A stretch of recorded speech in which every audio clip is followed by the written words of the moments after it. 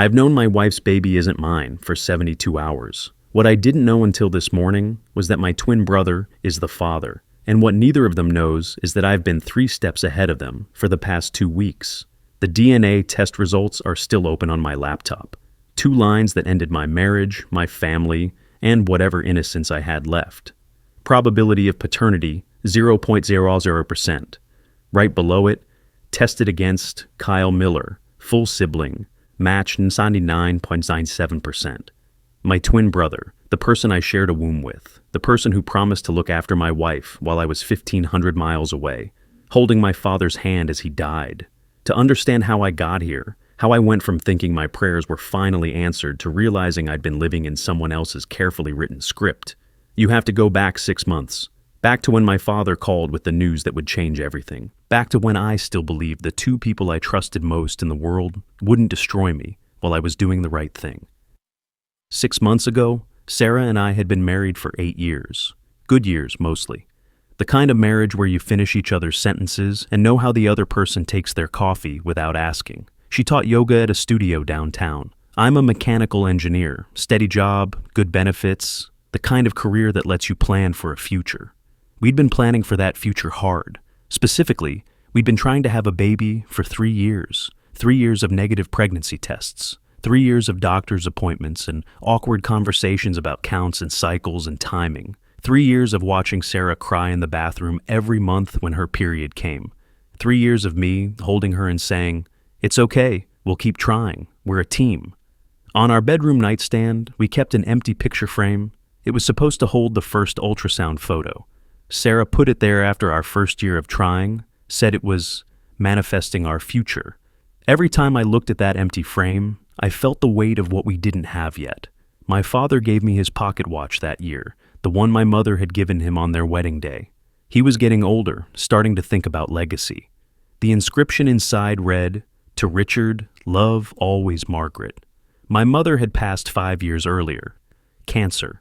Dad handed it to me one Sunday dinner and said, "Your mother gave me this to remind me to keep time with the people who matter. Now, I'm giving it to you." I was the oldest. Oldest by 12 minutes technically. My twin brother Kyle came second. But those 12 minutes always seemed to mean something to our father. I was the one who got the pocket watch. I was the one he called when something important happened. Kyle and I were close. Twins are usually. He was a personal trainer at the same gym where Sarah practiced yoga. That's actually how Sarah and I met. Through Kyle. He introduced us at a gym social event 8 years ago. He was my best man at our wedding. He came over for dinner most Sundays. We'd watch football, talk about work, normal brother stuff. Sarah liked having him around. Said it was nice to have family close. I agreed. Family mattered. Then, on a Tuesday morning, my phone rang. "Son?" My father's voice sounded smaller than I'd ever heard it. "I need you to come home." Home was California. I'd moved to Texas for work a decade ago, but home was still the house where I grew up, where Dad still lived, alone since Mom passed. "What's wrong?" "Stage 4 pancreatic cancer. They're saying 6 to 8 months, maybe less." His voice cracked. "I need help getting things in order, and I'd like you here, for whatever time is left." The world tilted. Sarah found me sitting on our bedroom floor 20 minutes later, still holding the phone. "Baby, what happened?" I told her. She cried with me. Then she said exactly what I needed to hear. "Go, your dad needs you. I'll be fine here." "But we're trying for—" "Your dad only dies once, David. We have time for babies. You need to be with him." I loved her for that, for understanding, for being selfless when I needed her to be. Kyle came over that night. I explained the situation. I'd be in California indefinitely, months probably. Dad needed someone to help with medical appointments, legal paperwork, end-of-life planning. As the executor of his will, I had responsibilities. "Whatever you need, bro," Kyle said, hugging me. "I'll keep an eye on Sarah, help around the house. You just focus on Dad." Sarah smiled. "See? We'll be fine. Kyle can check on me, fix anything that breaks. You go take care of your father." Kyle looked me in the eye and said, "I got your back, man. Take care of our dad. I'll take care of things here." I actually thanked him. I left on a Tuesday morning, packed 3 suitcases, kissed my wife goodbye, hugged my brother. Sarah stood in the driveway waving as I pulled away. Kyle's arm was around her shoulders. supportive, familial. I'd later discover they slept together for the first time 3 days later, Friday night, in our bed. California swallowed me whole. Hospice appointments, oncology consultations, paperwork for the estate, long nights sitting by Dad's bedside listening to him breathe. He was lucid most days, at least at first. We talked about Mom, about his regrets, about what he wanted for me and Kyle after he was gone. "You've always been the responsible one," he told me one afternoon. "That's why I'm leaving you in charge of everything. The will gives you discretion as executor. If circumstances change, if your brother, well, you'll know what to do." I didn't understand what he meant then.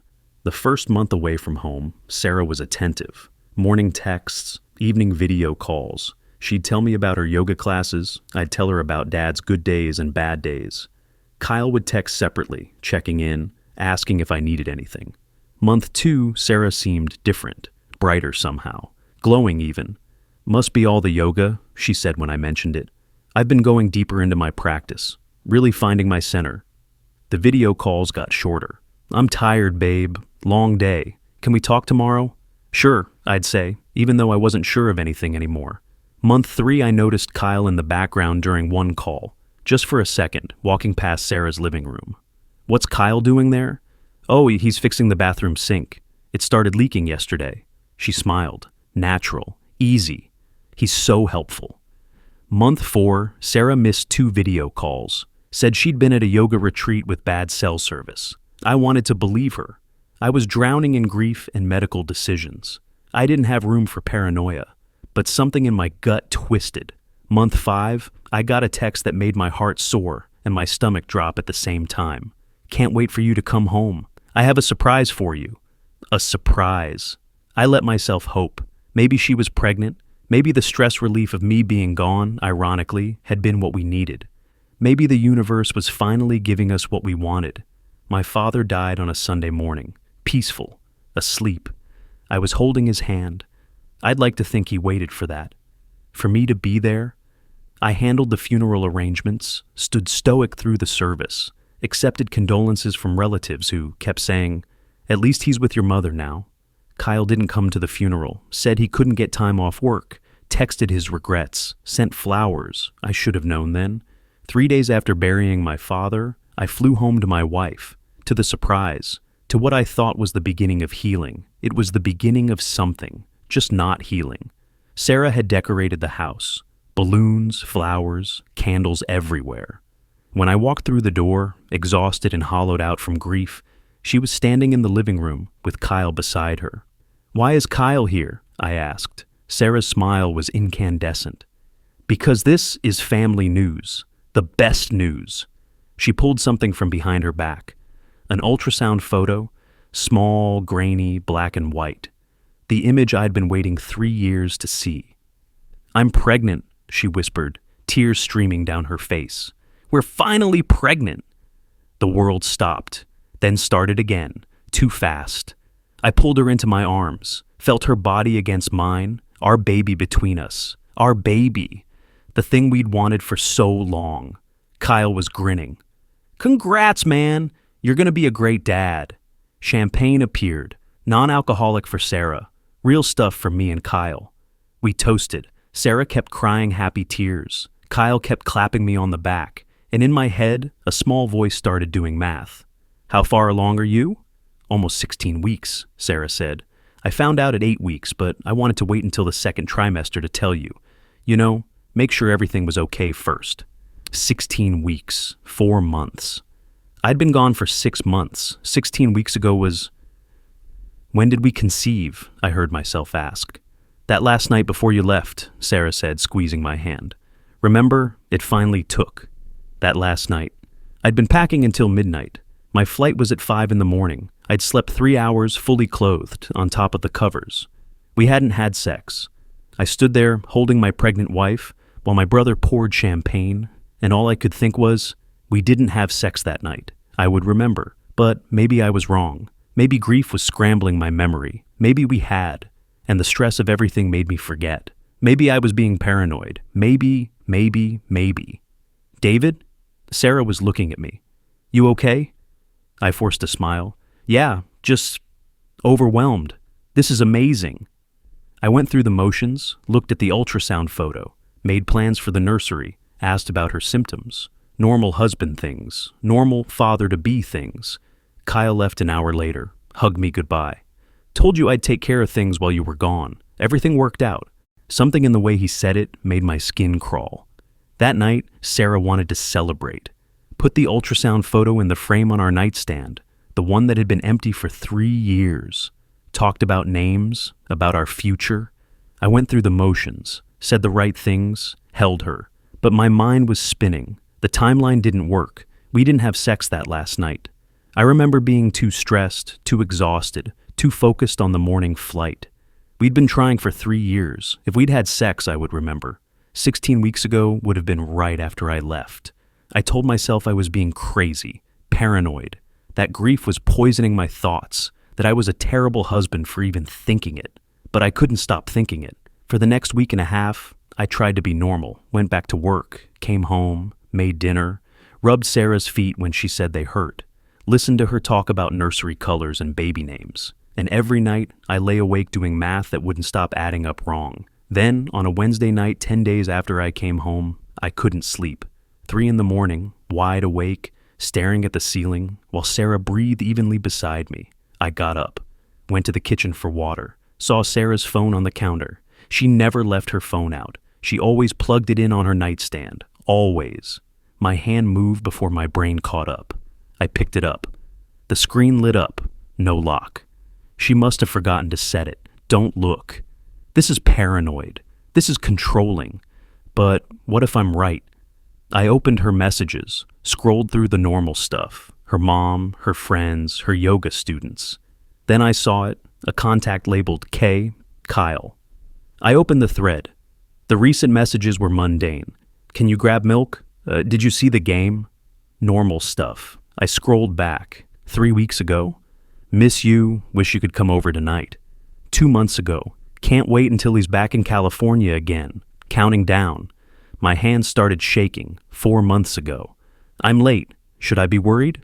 Kyle's response, we knew this could happen. Just stay cool. He'll think it's his. The room spun.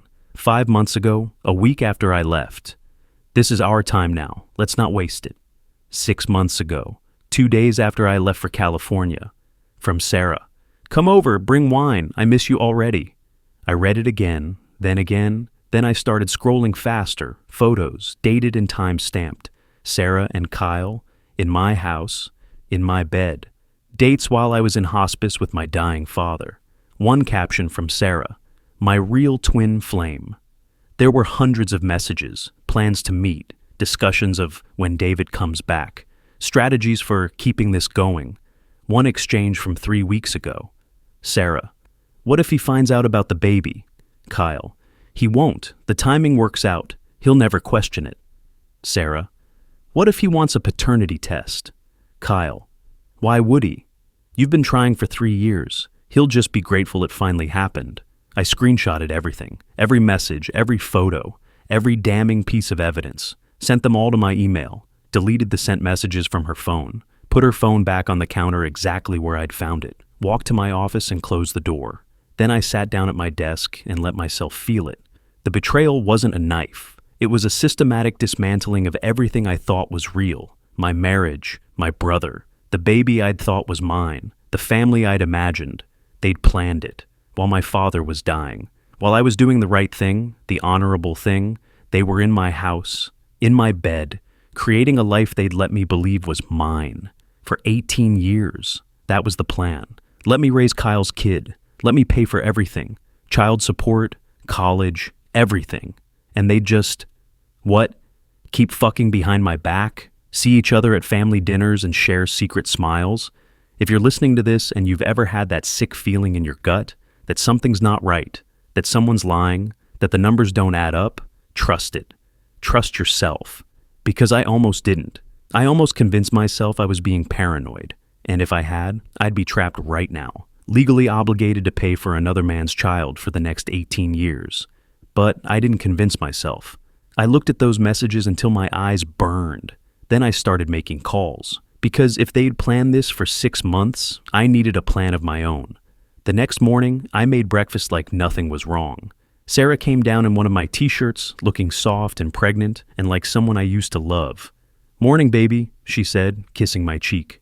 "Morning. How'd you sleep?" "Good. The baby was kicking last night. Did you feel it?"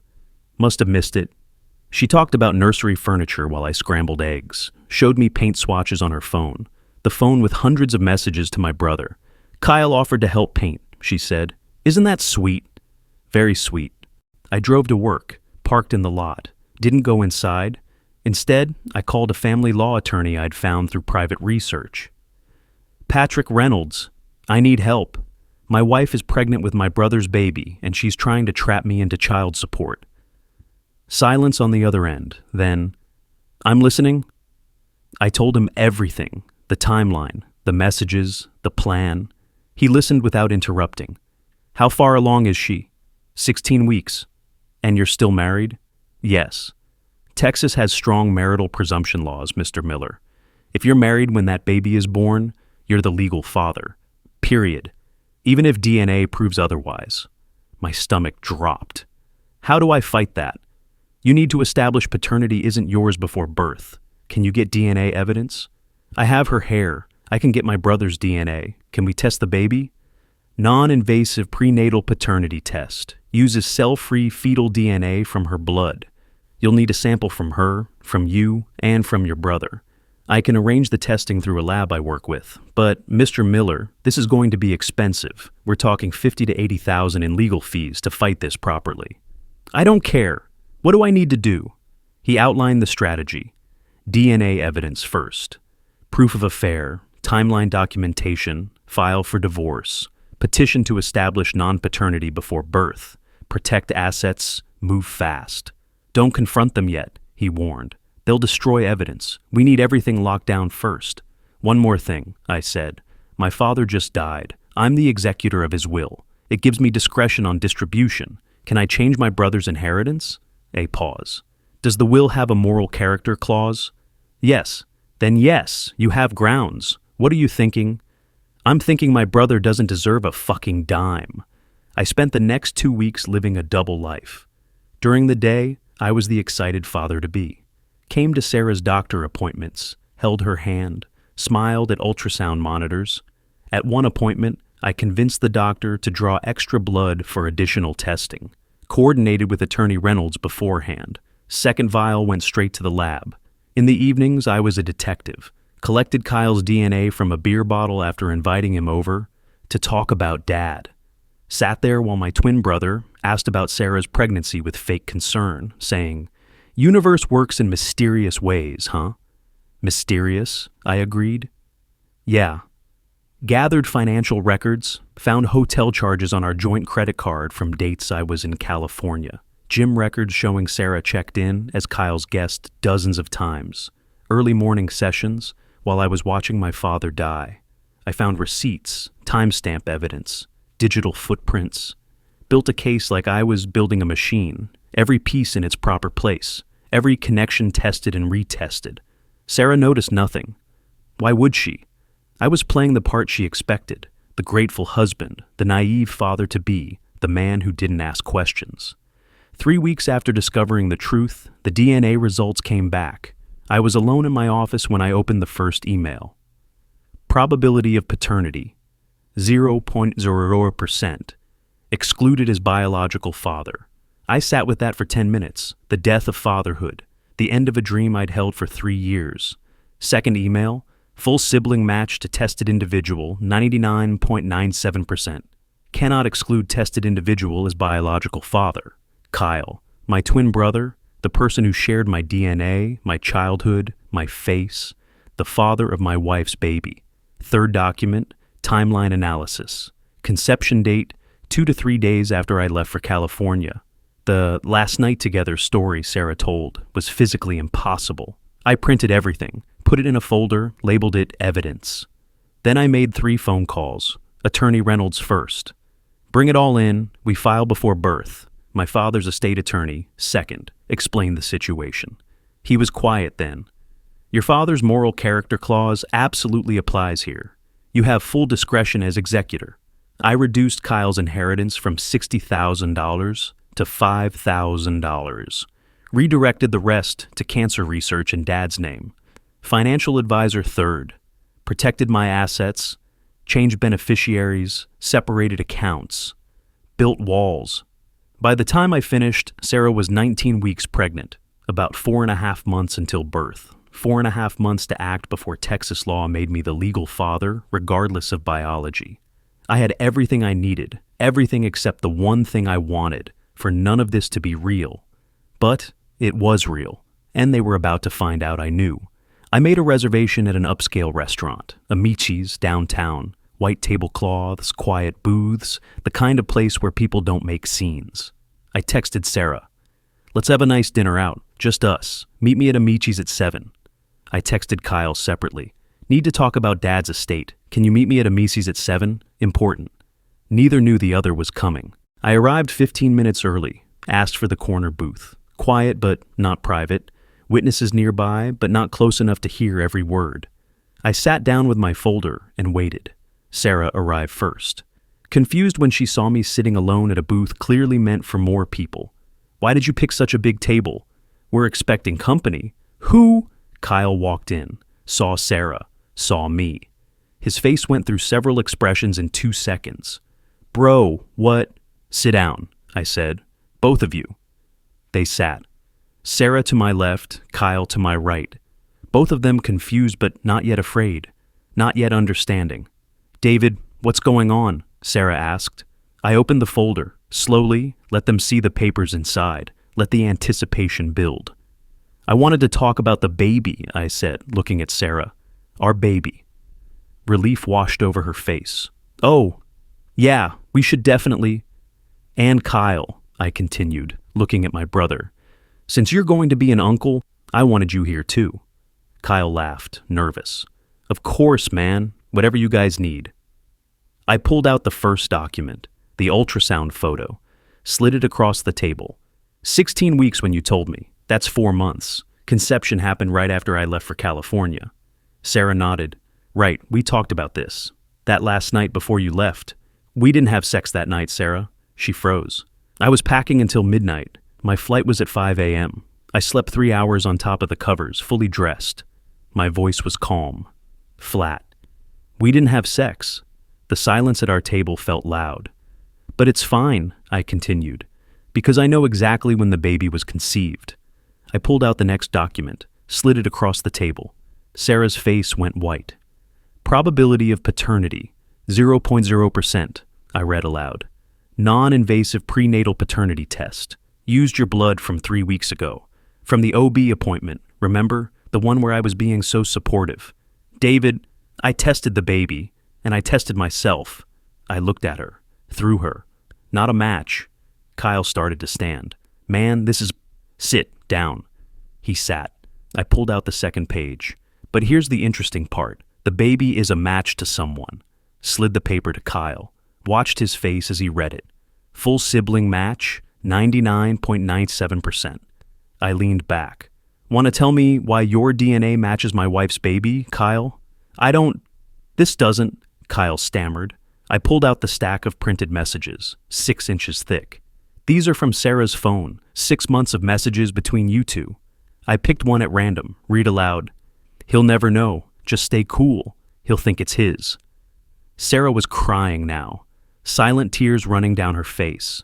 Another message, your dad's death was perfect timing.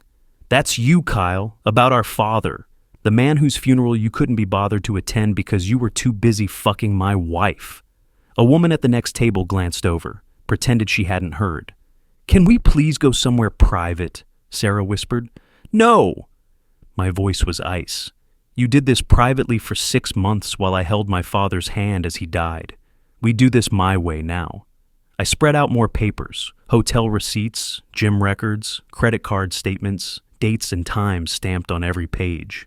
Every time you said you were at yoga, every girls' night, every early morning meditation session. I looked at Kyle. Every time you texted me asking how Dad was doing, you were with her. The weight of evidence sat on the table like a body.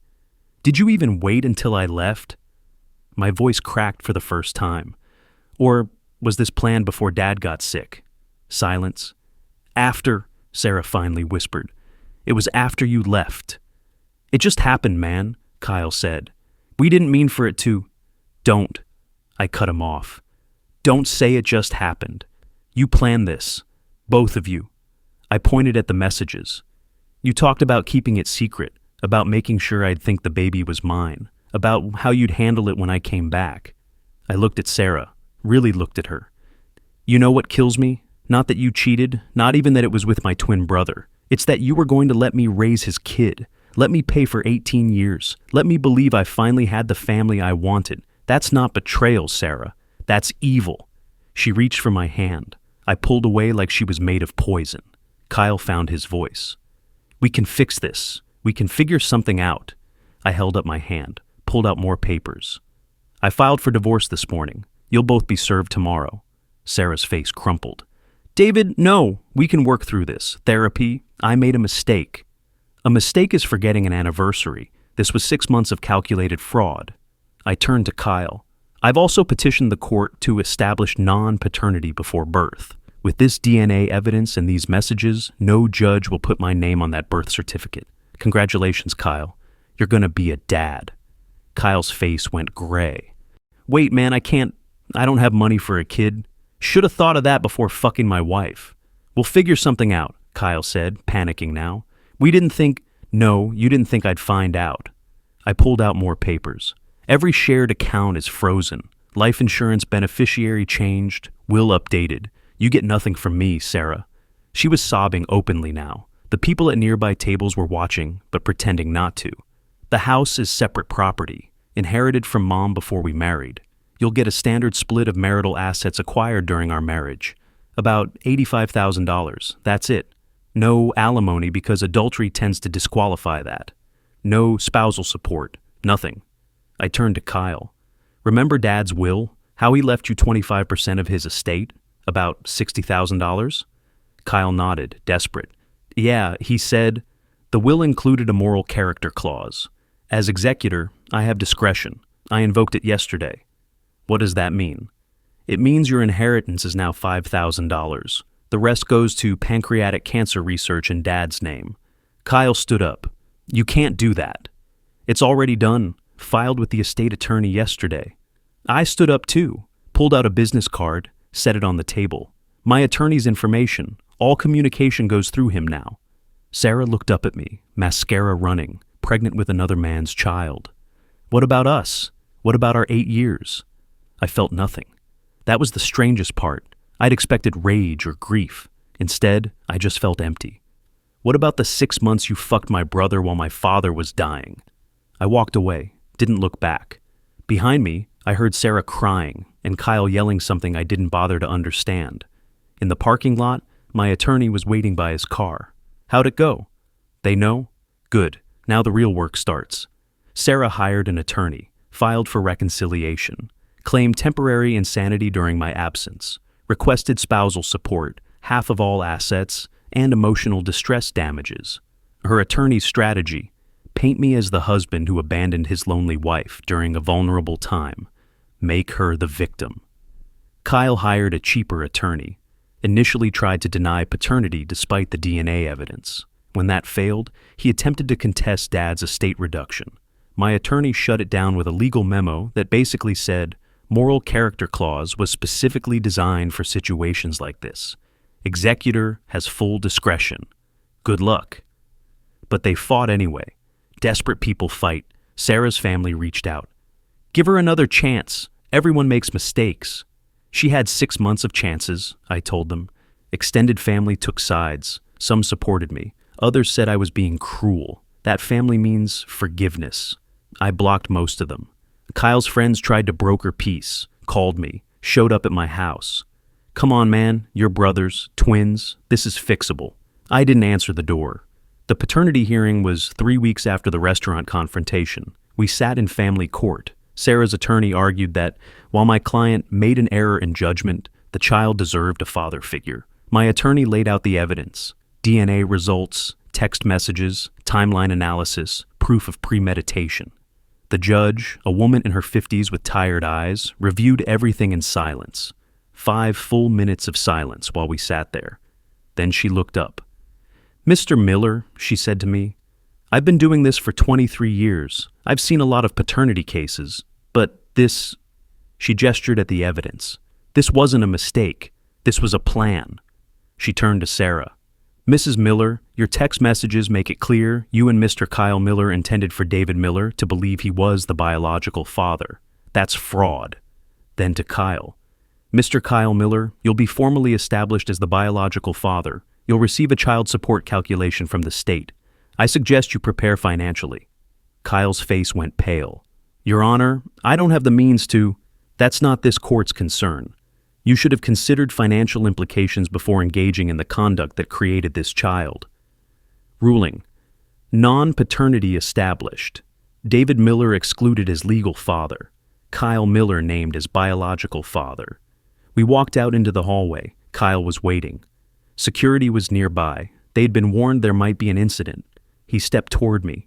"You're ruining my life. Over one mistake." "No, you ruined your own life. I'm just making sure you can't ruin mine." "We're brothers." His voice cracked. "Twins. This is supposed to mean something." "It did," I said. "Past tense." He looked at me like I'd stabbed him. Maybe I had, but he'd stabbed first. "I can't afford a kid," he whispered. "You should have thought of that before." I walked away.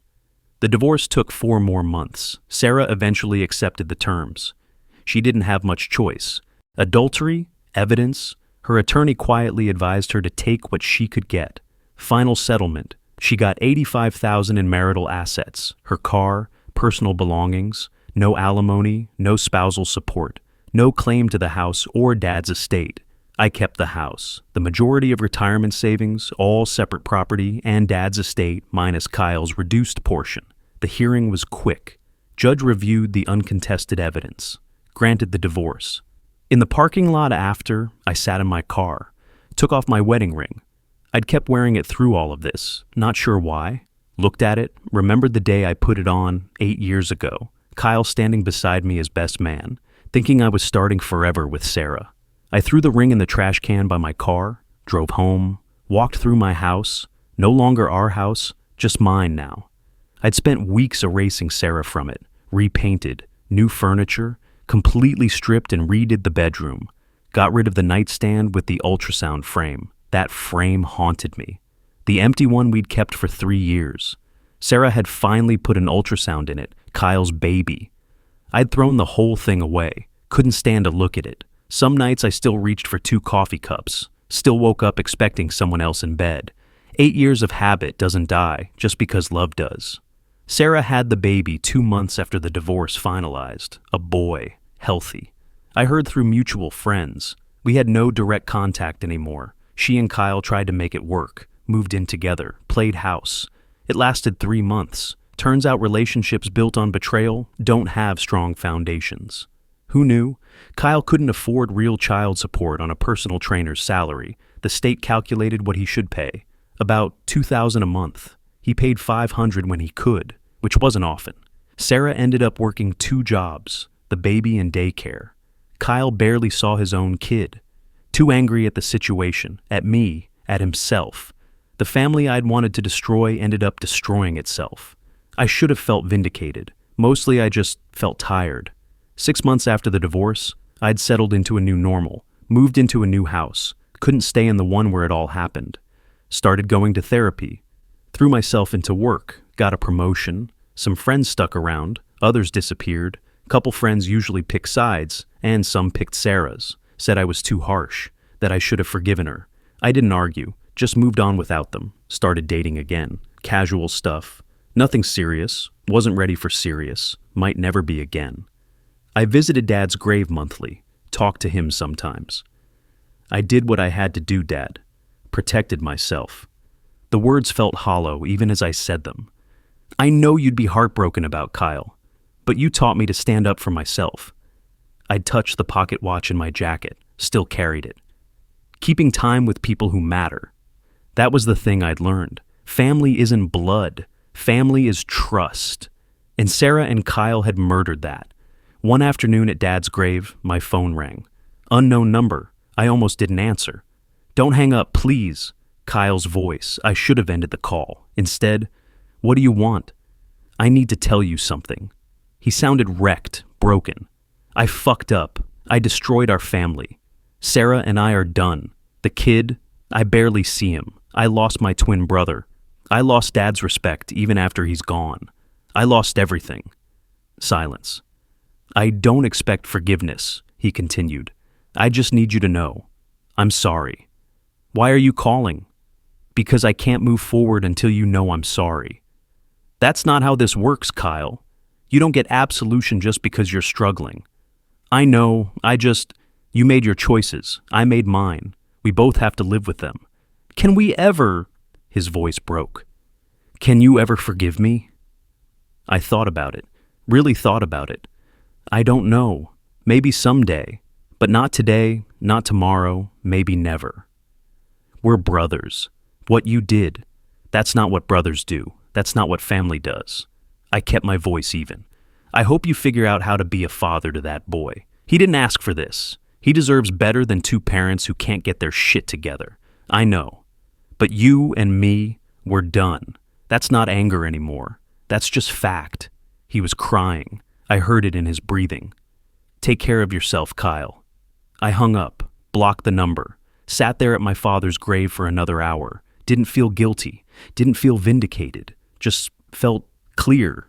Some bridges you burn, some burn themselves. Either way, you're not crossing back.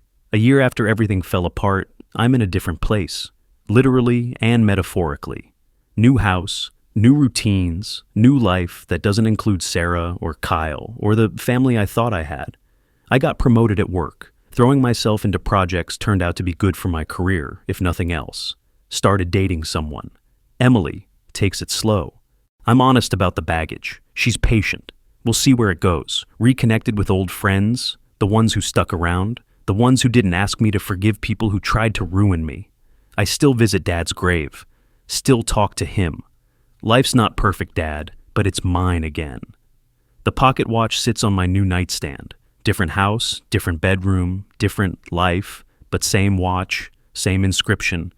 Keep time with people who matter. I finally understand what that means. It's not about blood family. It's not about obligation or tradition or DNA. It's about choosing who deserves your time, your trust, your life. Sarah and Kyle made their choices. I made mine. They wanted my life, my money, my future. They got each other instead. Last I heard, neither is happy. Sarah's exhausted. Kyle's broke. The baby they created as a trap is now a burden they both resent. I should feel satisfaction, justice served, karma delivered. Instead, I think about that kid sometimes. He's innocent in all this. Didn't choose his parents, didn't ask to be born from betrayal. I hope Kyle steps up. I hope Sarah figures it out, for the kid's sake. But it's not my problem. I can't save everyone, especially when saving them would drown me. If you're listening to this and you've ever had that sick feeling in your gut, that something's wrong, that someone's lying, that the math doesn't add up, trust it. People will call you heartless for protecting yourself from people who hurt you. Don't believe them. Cutting out cancer isn't cruel. It's survival. I won legally, financially, protected myself from a trap that would have cost me $432,000 and 18 years of my life. But I still lost. Lost 8 years of marriage. Lost my twin brother. Lost the family I imagined. Lost my father without him ever knowing how his sons had fractured.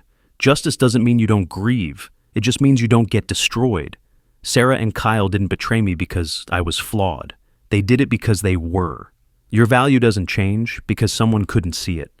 In Texas, if I hadn't acted before that baby was born, I'd be legally obligated to pay child support right now, even with DNA proof, even with evidence of fraud. The law is designed to protect children, but it can trap innocent men in the process. Know your rights. Use them. Don't apologize for protecting yourself. Would I change anything? Yeah. I'd change having a wife who cheated and a brother who betrayed me while my father was dying. But I can't change that. I can only change what I did about it, and I'd do it all again. This morning, I woke up in my new bedroom, made coffee, 1 cup, not 2. Doesn't hurt to reach for the single cup anymore. Checked my phone. Message from Emily. Good morning. Coffee later? Sent back. Yes. Small steps, normal life, the kind built on truth instead of lies. I picked up Dad's pocket watch, wound it, watched the second hand tick. Keep time with people who matter. I finally am, Dad. I finally am. Sarah and Kyle are somewhere in this city, living with their choices. I don't wish them harm. I don't wish them well. I don't wish them anything. They're just people I used to know. I walked out my front door into sunlight. Another day. Another chance to build something real with people who deserve my time. The pocket watch ticked in my pocket. Steady. Reliable. True. They say what doesn't kill you makes you stronger. I don't know if I'm stronger, but I'm free. And sometimes that's all the strength you need.